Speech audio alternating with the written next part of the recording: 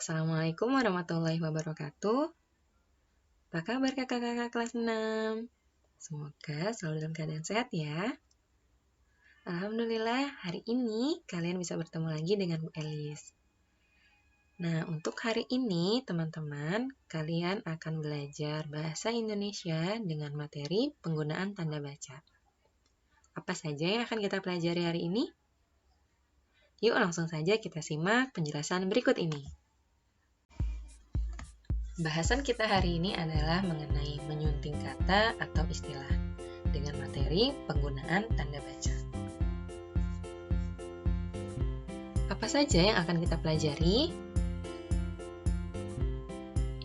Pada hari ini, penggunaan tanda baca yang akan kita pelajari adalah tanda titik, tanda koma, tanda tanya, tanda seru, tanda titik dua, tanda titik koma, tanda hubung, dan yang terakhir, tanda pisah.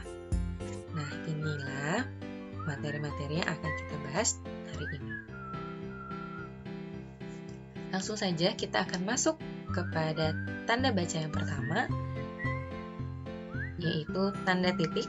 Tanda titik dilambangkan dengan bulatan kecil yang ada di bagian bawah. Tanda titik memiliki beberapa fungsi. Nah, fungsi-fungsinya diantaranya adalah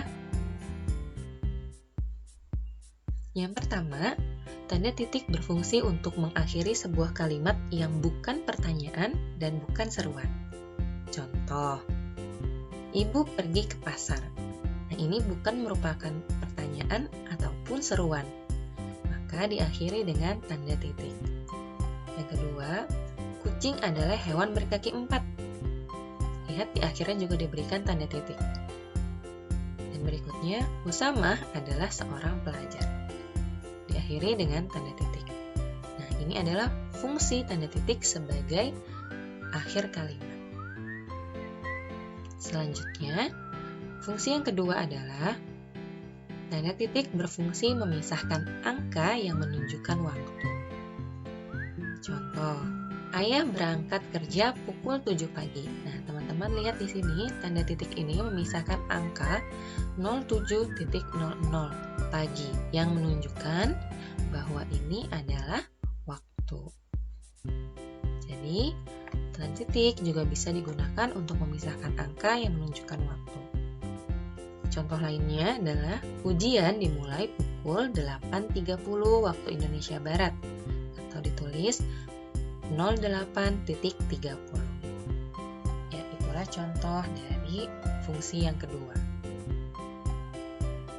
Fungsi yang ketiga adalah tanda titik berfungsi untuk memisahkan angka ribuan, ratusan ribu, jutaan, dan lain-lain. Untuk contoh yang ini, teman-teman sudah sering sekali melihatnya pasti. Contoh pertama, jumlah peserta Olimpiade saat itu adalah 1.300 orang. Tanda titik digunakan setelah angka 1 yang menandakan bahwa bilangan ini adalah bilangan ribuan. Atau contoh yang lain, bak yang berbentuk balok itu memiliki volume 180.000 cm3. Ya, baiklah, kita lanjut ke yang keempat. Fungsi yang keempat adalah dapat digunakan pada akhir singkatan nama.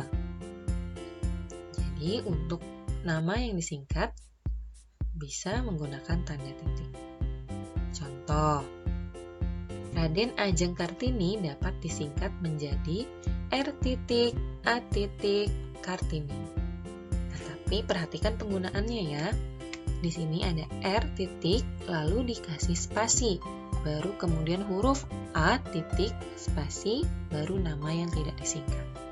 Jadi harus ada spasi atau jaraknya. Dalam kalimat akan tertulis seperti ini.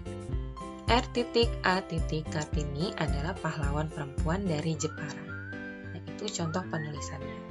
Tapi untuk dibacanya, R.A. Kartini adalah pahlawan perempuan dari Jepara. Contoh lainnya adalah singkatan yang biasa digunakan untuk nama Bapak Presiden ketiga kita, yaitu Bapak Baharudin Yusuf Habibie. dapat disingkat menjadi B.J. Habibie atau B.J.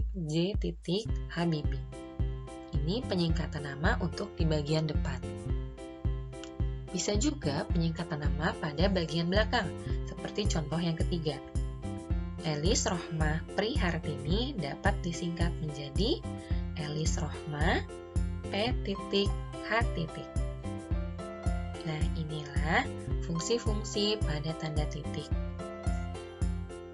Semoga kalian bisa memahaminya dengan baik ya. Selanjutnya, fungsi tanda titik yang kelima digunakan pada gelar, jabatan, dan sapaan.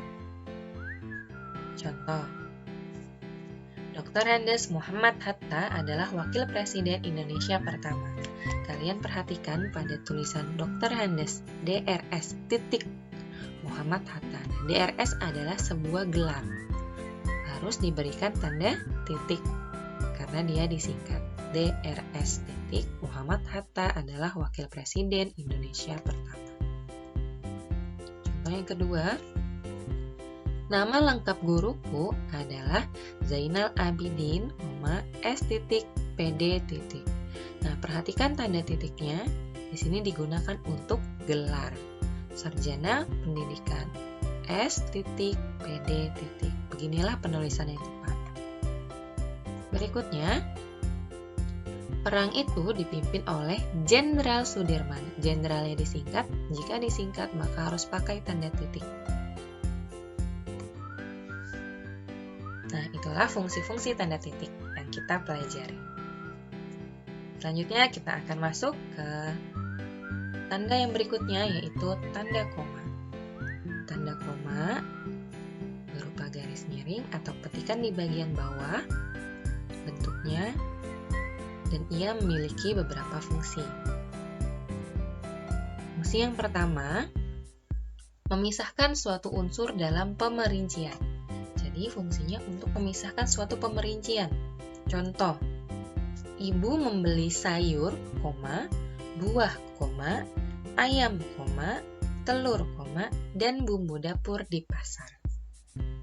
Nah, bisa terlihat bahwa tanda koma digunakan untuk pemerincian yang lebih dari 2. Jika 2, maka tidak perlu pakai koma. Cukup menggunakan dan. Misal, ibu membeli sayur dan buah. Jika hanya 2, tidak perlu menggunakan tanda koma.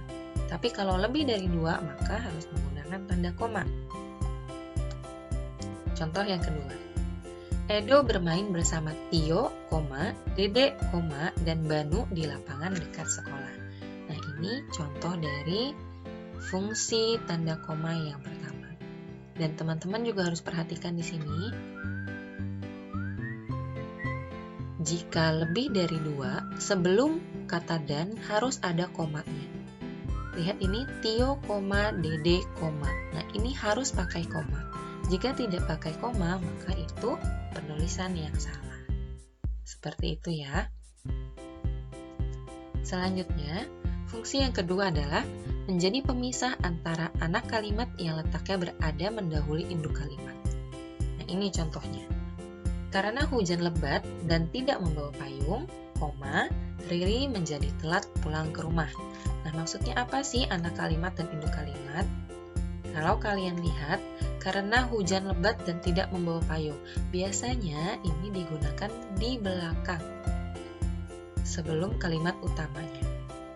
Mohon maaf, setelah kalimat utamanya.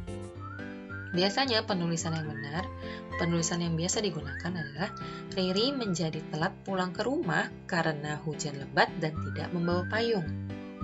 Itu kalimat yang biasa digunakan.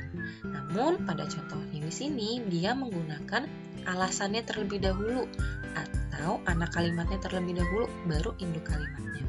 Nah, jika menemukan yang seperti ini, maka teman-teman harus menggunakan tanda koma sebelum induk kalimatnya, seperti yang ada di contoh. Karena hujan lebat dan tidak membawa payung, Riri menjadi telat pulang ke rumah. Itu fungsi yang kedua. Fungsi yang ketiga adalah Tanda koma dipakai sebelum kata seru dan kata sapaan, seperti contoh di bawah ini. Wah, indah sekali pemandangannya. Kata seru yang ada di awal itu harus diberikan tanda koma. Wah, koma, indah sekali pemandangannya. Atau yang kedua, oh, begitu. Ini juga oh adalah kata seru, namun dilanjutkan dengan pertanyaan. Nah, maka di tengahnya harus dikasih tanda koma. Atau yang berikutnya, hati-hati, jalannya licin. Nah, ini juga harus pakai koma. Atau untuk kata sapaan, sebelum kata sapaan. Siapa namamu, Dik? Nah, Dik di sini adalah kata sapaan. Maka sebelumnya harus ada tanda koma. Seperti contoh yang terakhir. Ani baik sekali, Bu. Nah, ini contoh dari fungsi yang ketiga. Selanjutnya, fungsi yang keempat adalah tanda koma dipakai pada penulisan alamat dan nama orang yang setelahnya diikuti gelar.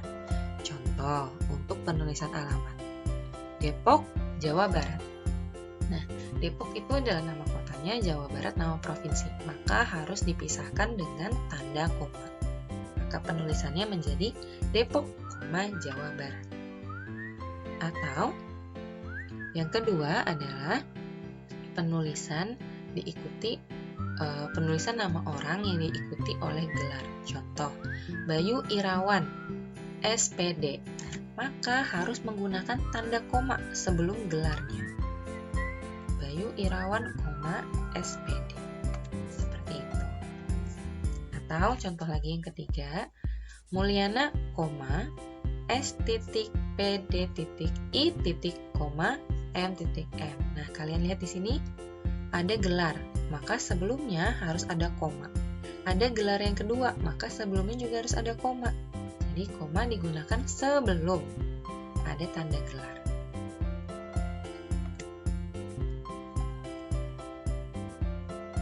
Tanda yang berikutnya adalah tanda tanya. Seperti yang ada kalian lihat, lambang dari tanda tanya, seperti itu ya. Seperti tanda baca yang lain, tanda tanya juga memiliki beberapa fungsi. Yaitu, tanda tanya digunakan pada akhir kata atau kalimat yang menunjukkan sebuah pertanyaan. Ingat, yang menunjukkan sebuah pertanyaan. Contoh, berapa harga 1 kg buah mangga? Maka di belakangnya dikasih tanda tanya. Siapa pemilik toko bunga itu? Belakangnya kasih tanda tanya. Atau yang terakhir, kapan ayah akan sampai di rumah? Nah, ini semua contoh penggunaan tanda tanya.